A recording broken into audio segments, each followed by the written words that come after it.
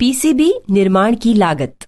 लगभग सभी पीसीबीज जिन्हें प्रत्येक सर्किट के लिए तदनुसार बनाया जाता है प्रायः सघन तथा वायर फ्री होते हैं, लेकिन कई बार लोग कॉम्पैक्ट पीसीबी को महंगा मानते हैं जबकि वे सहज रूप से सर्किट में कनेक्शन के लिए उपलब्ध होते हैं।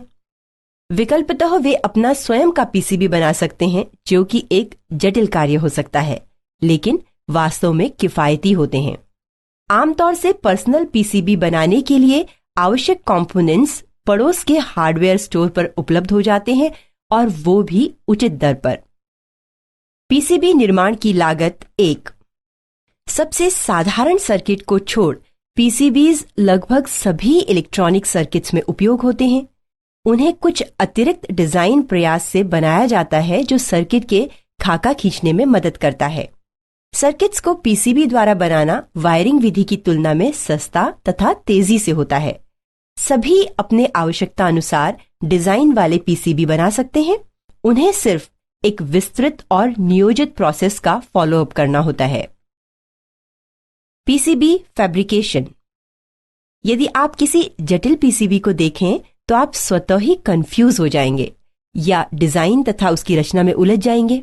जब आप एक फिनिश्ड पीसीबी को देखते हैं तो आपको इसके जटिलता के लेवल का अनुमान सर्किट पैटर्न, सरफेस माउंट तथा होल के कंपोनेंट्स के मिश्रण से हो जाता है।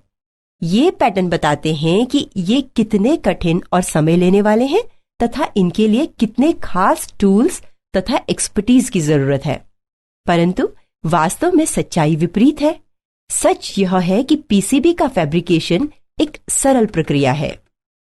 PCB fabrication. अपने स्वयं के पीसीबी के सफलतापूर्वक निर्माण के लिए आपको दिए गए सरल स्टेप्स का अनुसरण करना होगा। स्कीमेटिक का जनरेशन, सर्किट बोर्ड का प्लेसमेंट तथा रूटिंग, आर्टवर्क का जनरेशन, रीजिस लेयर को एक्सपोज तथा डेवलप करना, प्रिंटेड सर्किट बोर्ड की एचिंग, पीसीबीज की टिन प्लेटिंग, फाइनल स्ट्रक्चर की ड्रिलिंग तथा शेपिंग। पीसीबी का निर्माण सरल तरीका। निर्माण की प्रक्रिया की शुरुआत कंप्यूटर पर सर्किट की स्कीमेटिक ड्राइंग से होती है। इसके लिए उपयुक्त सॉफ्टवेयर का होना आवश्यक है। एक बार जब स्कीमेटिक तैयार हो जाता है तो सॉफ्टवेयर की सहायता से पीसीबी डिजाइन कर लिया जाता है और जब डिजाइन रेडी हो जाए तो लेजर प्रिंटर से इसका प्रिंट आउट ले लें। इस स्टेप के बाद आप कॉपर लेपित बोर्ड पर इसका इंप्रेशन ले सकते हैं। जब यह कार्य संपन्न हो जाए तो अतिरिक्त कॉपर को आप एचिंग के द्वारा हटा सकते हैं। सॉफ्टवेयर द्वारा बेसिक सर्किट डेवलपमेंट। सर्किट का स्कीमेटिक ड्रॉ करने के लिए कई प्रकार के सॉफ्टवेयर हैं। ये सभी इंटरनेट पर मुफ्त उपलब्ध हैं। एक्सप्रेस SCH ऐसा ही एक सॉफ्टवेयर है जो मुफ्त है और इसका उपयोग स्कीमेटिक डिजाइन में किया जा सकता है। सॉफ्टवेयर आपको सर्किट का एक विस्तृत स्कीमेटिक देता है। यह विस्तृत स्कीमेटिक आपकी जरूरत के अनुरूप पीसीबी बनाने में मदद करता है और वो भी बिना किसी फालतू खर्च तथा प्रयास के। शुरुआत के लिए हम कंपोनेंट्स को सर्किट के स्क्रीनशॉट पर चिन्हित कर सकते हैं। इसे यहां दिखाए गए डायग्राम से समझा जा सकता है। Marked icons. लिस्ट में दिए गए टास्क का अनुसरण करके आप सर्किट को डेवलप कर सकते हैं। आइए मार्क्ड कंपोनेंट से संबंधित टास्क पर चर्चा करें। 1. इस पॉइंट का उपयोग कंपोनेंट तथा टेक्स्ट को 90 डिग्री पर रोटेट करने के लिए किया जाता है। इसे टेक्स्ट को रोटेट करने के लिए भी उपयोग किया जाता है। 2. इस पॉइंट का उपयोग कंपोनेंट को 90 डिग्री पर रोटेट करने के लिए किया जाता है। 3. इस मार्क्ड पोजीशन से आप सभी कंपोनेंट्स का पता लगा सकते हैं। वास्तव में यह एक कंपोनेंट तथा सिंबल मैनेजर होता है। 4. इस चौथे नेम्ड ऑप्शन से आप स्क्रीन का कलर तथा डायमेंशन बदल सकते हैं। साथ ही आप ग्रिड स्पेसिंग तथा अन्य विकल्पों को भी परिवर्तित कर सकते हैं। 5. यह मार्क्ड पॉइंट पिछला जूम ऑप्शन बताता है। यह पूर्ववर्ती स्क्रीन शेप को पुनः प्रारंभ करता है। 6.